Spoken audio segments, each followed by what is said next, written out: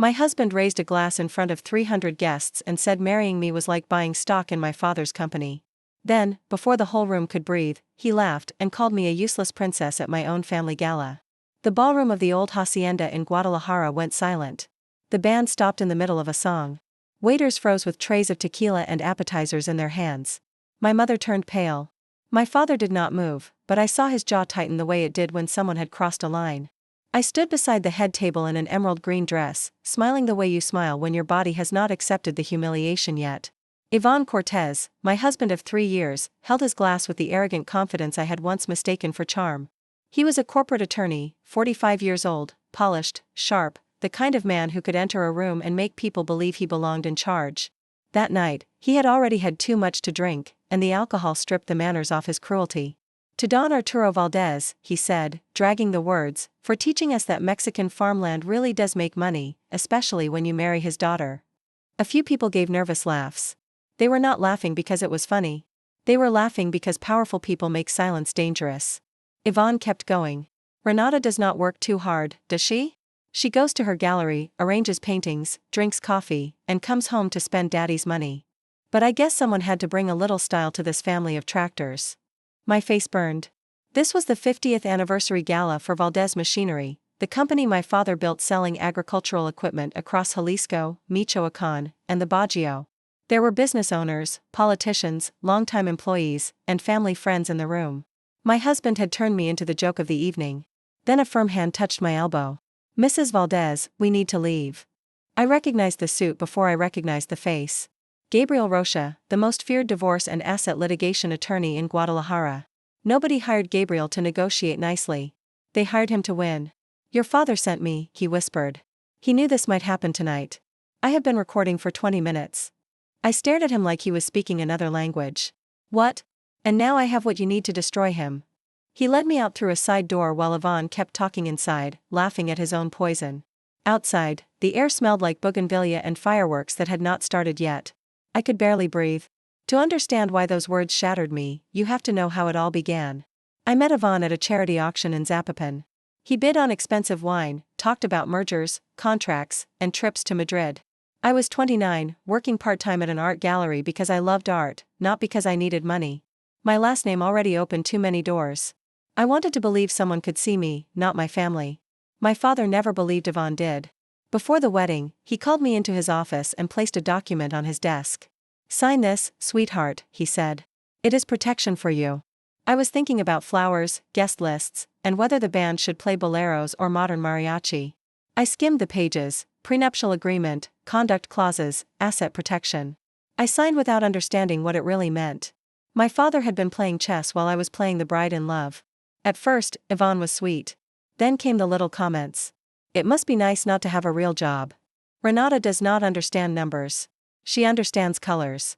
Your father should bring me into the company. A serious legal mind would help that place. Then money began disappearing from our joint account. 5,000 pesos here. 12,000 there. 30,000 on a Friday. When I asked, he smiled. They are investments. Do not get involved in things you do not understand. That night, in Gabriel's SUV, the pieces finally formed a picture. He showed me videos of Ivan in a bar in Providencia telling his friends that marrying me had been his best financial move. Then came the bank statements, sports betting, gambling houses, unpaid debts. More than 900,000 pesos lost in 18 months. The agreement you signed was not decorative, Gabriel said. If he publicly defamed you or used your assets deceptively, he lost any claim to the house, accounts, and marital property. My phone vibrated. It was Ivan.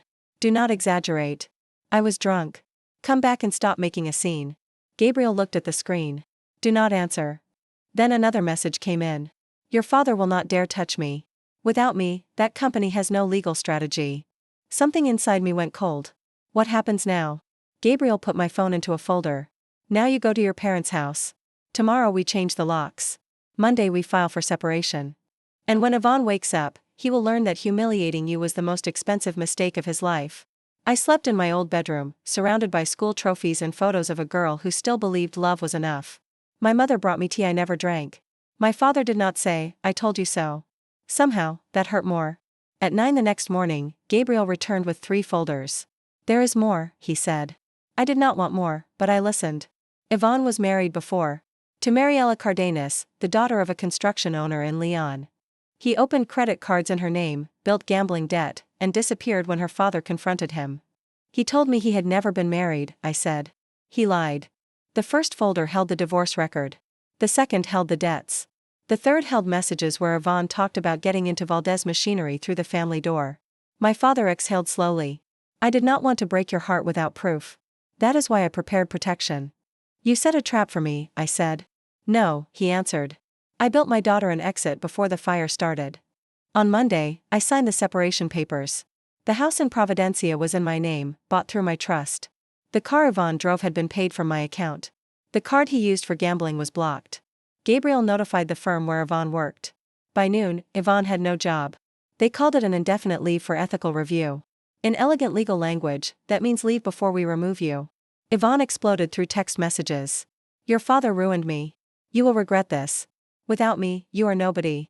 I did not answer. I saved every screenshot. On Tuesday, I met Mariela at a cafe in Andars. She was elegant and calm, with an invisible scar in her eyes. Yvonne does not love women, she told me. He loves access. Last names. Bank accounts. Open doors. She told me he had made her feel stupid too, that he said she did not understand money and only had to trust him. When she discovered the debt, he cried, promised therapy, and swore he would change. He did not want to heal, she said. He only wanted more time. She signed a sworn statement for my case. That was the first real blow. My marriage was not a rough patch. It was a predator's pattern. The second blow came on Thursday. Gabriel discovered that Yvonne had tried to use my digital signature to request a line of credit tied to my father's company. That is not just divorce anymore, Gabriel said. That is fraud. On Friday, my father called a meeting with the executives. For the first time, I walked in not as Don Arturo's daughter, but as a shareholder protected by documents Yvonne never knew existed. Gabriel played the audio, the statements, and the recording from the gala. Yvonne's voice filled the room again. Marrying Renata was like buying stock. No one laughed this time. When the meeting ended, my father handed me a new folder. Vice President of Strategic Development, he said. Your own office, your own salary, real responsibility. I could not speak. After all this? Because of all this, he said. You have seen what fraud looks like in an expensive suit. Now help me protect what we built. That night, Yvonne appeared at my parents' gate, ruined, sweating, without his tie. Renata, open up. We need to talk. Gabriel was inside, recording again. Say one more threatening word, Gabriel warned, and tomorrow we add harassment to the complaint. Yvonne looked toward the window, and for the first time, I saw fear in his eyes. The separation hearing was not dramatic like in the movies. It was worse, because nobody shouted. There were only documents. Yvonne arrived with a cheap lawyer and the face of a victim, which almost worked until the evidence appeared. He tried to say I was controlled by my father, that my family destroyed him out of class prejudice, and that he had only made marriage mistakes. Gabriel placed the gala recording, the bar videos, the gambling records, Mariela's testimony, and the fraudulent credit request on the table. The judge looked at Yvonne for several seconds. Mr. Cortez, you understand the seriousness of this. Yvonne lowered his eyes. Yes, Your Honor. That was the end of his performance. The prenuptial agreement activated completely. Yvonne gave up any claim to the house, the car, the accounts, and the property acquired during the marriage. He also agreed to repay part of the money he had misused, though we all knew it would take years. The Bar Association opened an ethics investigation. His firm removed him from its website before the week ended. But the moment that marked me most did not happen in court. It happened when his mother called. Renata, my son is destroyed. He has nowhere to live. He is 45 years old, I said. He is your husband. He was my husband when he could use me. Now he is just a man facing consequences. I hung up without shaking. Months later, the divorce was final. I sold the house in Providencia because every wall smelled like a lie. I bought an apartment near La Minerva, with big windows and plants no one else would move around. My mother insisted on helping me decorate. She wanted too many pillows. This time, I let her. I started working at Valdez Machinery on a Monday at 8 in the morning. Some employees looked at me like I was office decoration. Others remembered the gala and lowered their voices when I passed. I did not blame them. For years, I had introduced myself as someone who did not want to take up space. That changed quickly. I reviewed contracts, found inflated suppliers, and proposed a new parts distribution route through Michoacán and Guanajuato. In 4 months, we saved more than 7 million pesos. My father cried when I presented the results. That is my daughter. I realized I had waited years to hear that, not as comfort, but as respect. Mariella and I became friends. Sometimes we drank coffee and laughed at the absurdity of loving the same disaster in a different suit.